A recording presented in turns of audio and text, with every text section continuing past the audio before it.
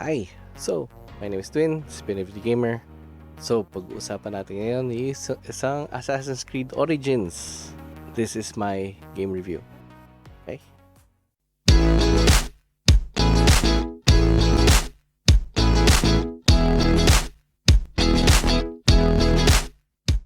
Hello, my name is Twin, this is PinoyVideoGamer. So, pag-uusapan nga natin is ang Assassin's Creed Origins. So, this is my game review. So, yeah, it's late considering it's been out. The game has been out since October 27, 2017.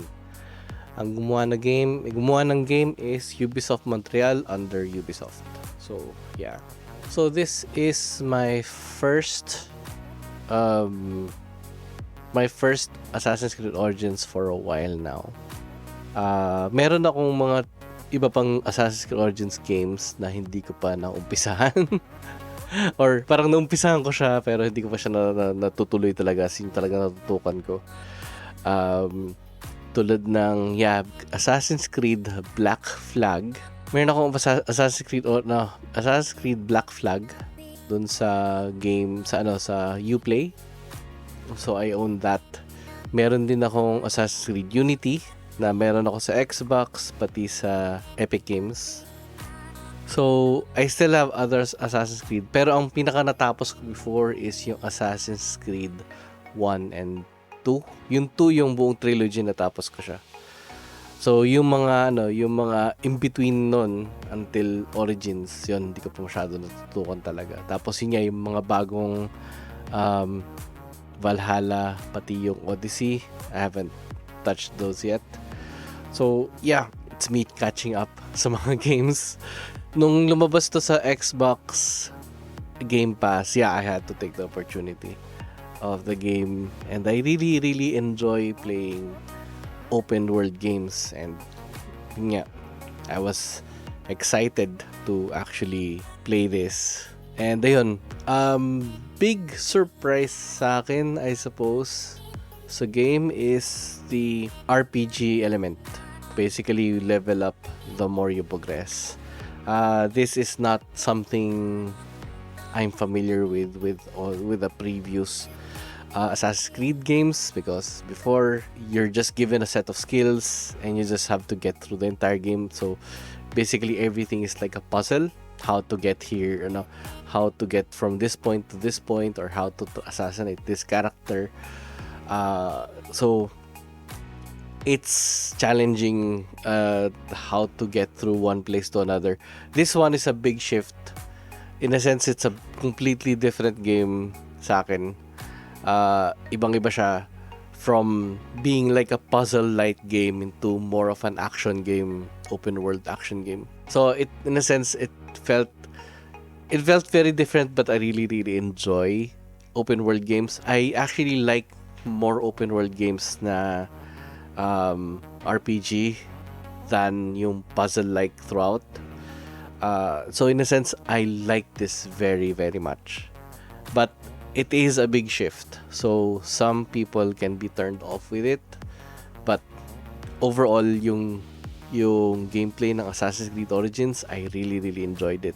In terms of mechanics, I think it felt a little more streamlined. So I like the mechanics ng game. Enjoy ako sa kanya. I like the world itself. Just like with any Assassin's Creed game, maganda yung maganda yung world niya, because it's historically, they made it as much as possible historically correct. Ang ganda ng ginawa nila sa Egypt. Pasensya niyo na, kumain muna ako ng cough drops kasi medyo pa yung aking throat. Pero yan, I like what they did with the world itself. Kasi Egypt is vast. It's really amazing to look at.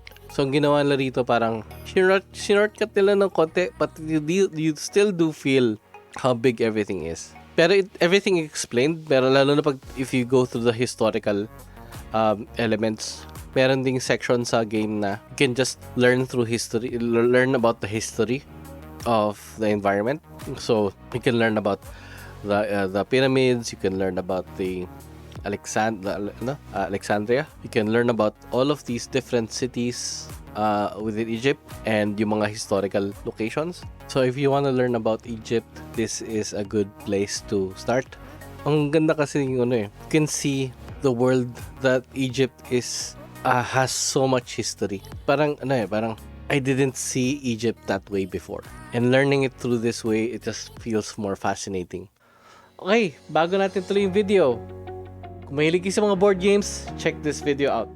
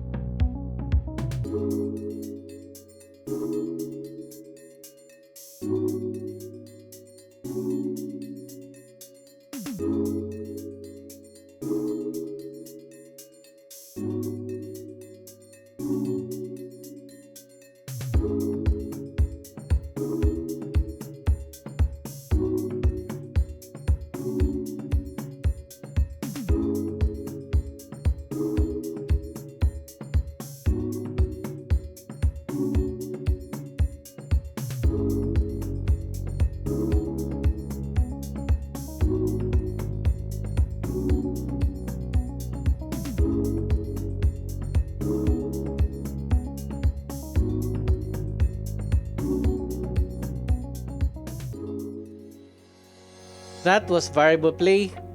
We are a group of content creators focused on tabletop games and some video games. Marami silang shows katulad ng mga unboxing, let's play, miniature painting, how to play, board game news, game discussions, and more.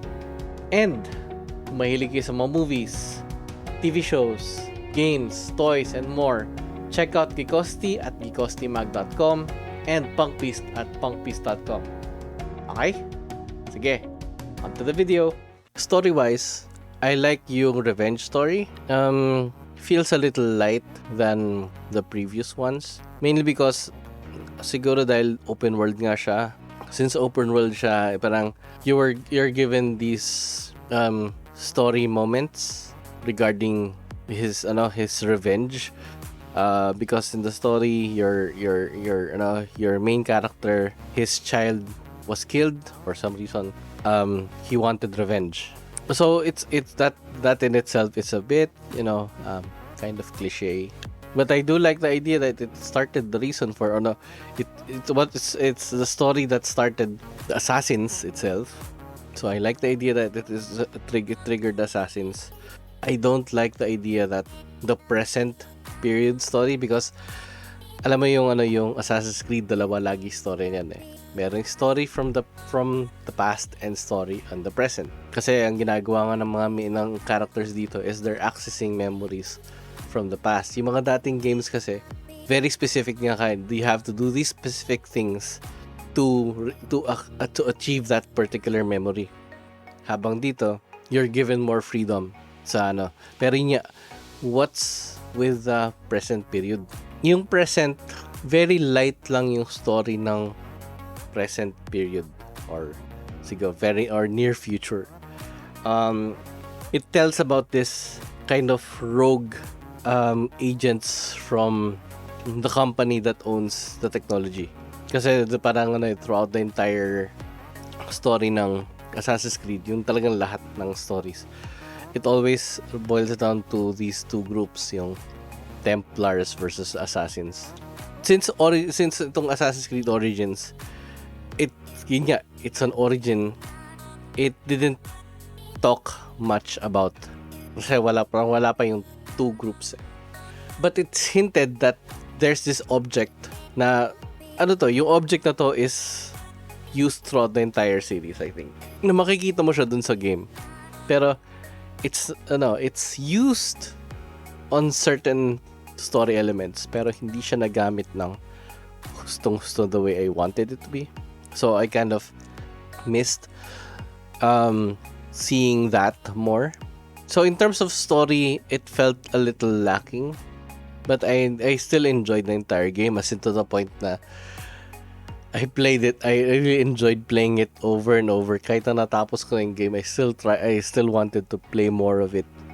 Pero yeah, I had to stop myself kasi I wanted to try other games pa. Pero yeah, it's one of those games that I really enjoy going back to. Ang ano ko lang dito sa game review ko is that the game itself is really really fun. I really enjoyed my time with it. The story itself is very lighter than I expected.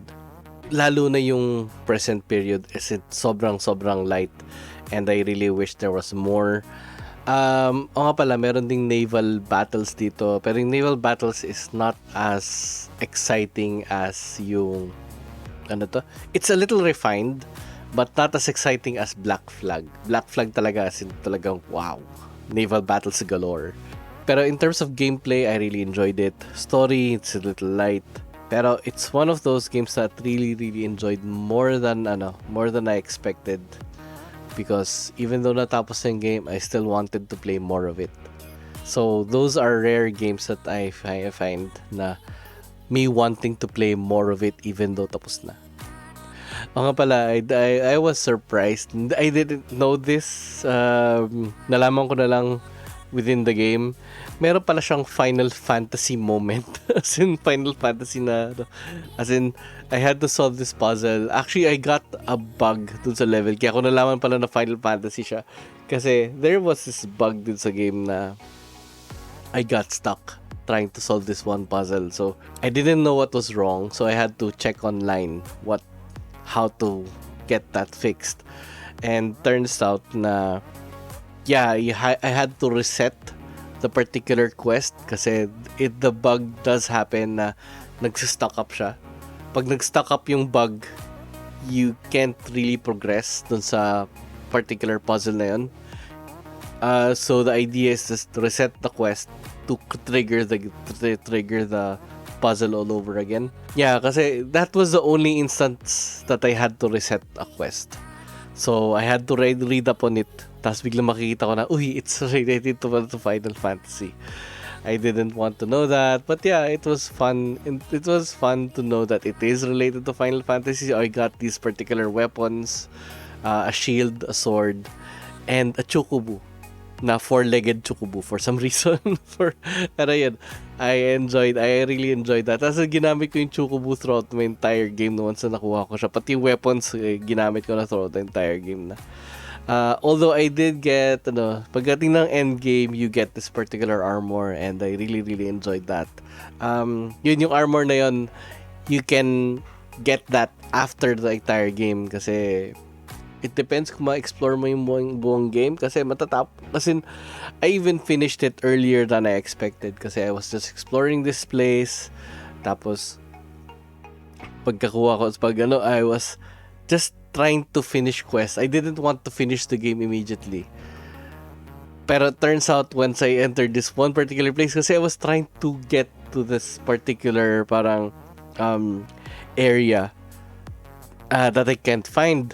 So siguro nasa loob ng building na to, so pasok ako sa building na. Tapos bigla nag-end. Oh no, nag-trigger na yung final battle. Okay. Sige, since nag-start na siya, sige, let's see if I can finish this game. So, ayun, tinapos ko na yung game. Kasi after ng trigger na yun, there's still this one particular quest, pero you won't be using your regular character na. So, in a sense, it doesn't really matter kung mag-level up ka pa o hindi kasi it doesn't really do anything. So, parang you're starting from the ground up kapag ating sa last part yung epilogue. Pero yun, I enjoyed the game. I enjoyed it a lot. So, I highly recommend it even now. Graphics wise, maganda pa rin yung game. Yeah, it aged a bit kasi nga there's certain looks that you're expecting sa mga particular games na bago. Pero yun nga, it aged well, I think. Pero yun nga, you notice a few issues here and there na can show its age. But overall, I really enjoyed how everything looked. Maganda yung visuals. Of course, wala pang ray tracing at the time. So, in a sense, yung mga reflections, medyo sablay siya. So, lalo na pag mapapansin mo dun sa pagdating sa parang pag-loading screen. Pag-loading screen, alam mo, di ba, parang sa Assassin's Creed, tumatakbo lang yung character mo. Kita mo yung reflection sa paa. parang sablay kasi hindi nagma-match yung paa mismo, parang yung pagkabaliktad na ganun parang may kulang. So yun, it's showing its age, but it's not bad. I still enjoyed playing the game over and over, like the visuals a lot. Pero yeah, I like the fact that this is the open world that you can just run around throughout without seeing a loading screen.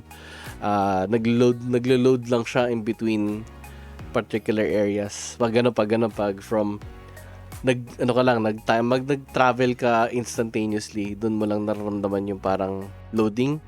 Pero if you just walk around or run around, there's no loading at I also like the fact na pag nasa desert yung character mo, parang nag-hallucinate siya. Parang you don't know if it's real or not, and it can be a little random. Meron pa lang mga particular areas sa game that actually parang tells you that this is not real. Meron ka may encounter na mga parang areas na it seems ancient and everything, and they don't understand it. Pero at the same time, once na ma-trigger mo yon, it talks about more present, future stuff. It gives you this idea that this is not what you're playing is not real. So I really like that. I really like that concept. Pero yung mga characters within the game is not parang aware of that, pero they're confused, what are they talking about, mga ganun. Generally, that's my random review of the game. Yeah, I didn't prepare a script for this. I just talked about how I enjoyed so much of the game. And yeah, I do hope I can play more Assassin's Creed games in the future kasi I really like the way this is.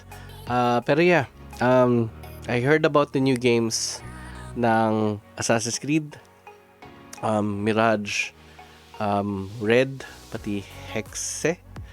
I think meron pa yata may iba, I can't remember. From what I understand, it's gonna go back to the original style na wala na, baka tanggalin na yung leveling up system, go back to more puzzle-like style of figuring things out. Siguro parang it's gonna go, so ang balita ko parang they're trying to go back to Unity, which something I have to get back to. Hindi ko pa natatapos, hindi ko pa natututukan yung Unity. Pero yeah, I am also excited with that, although I'm not so sure if I have the time. Pero yun nga, matagal pa naman yung Mirage, Code Red, Codename Red, pati yung Codename Hexe. I don't know if these are the final titles, baka there's a big chance na hindi. Tapos yun nga, maglalabas din yata sila ng mga mobile games. I'm not so sure about those. I hope you enjoyed this. I hope you guys like my rambling review of the game. So in a sense, I'm trying to do a slightly different, a little more different format sa aking review. Sana nag-enjoy kayo.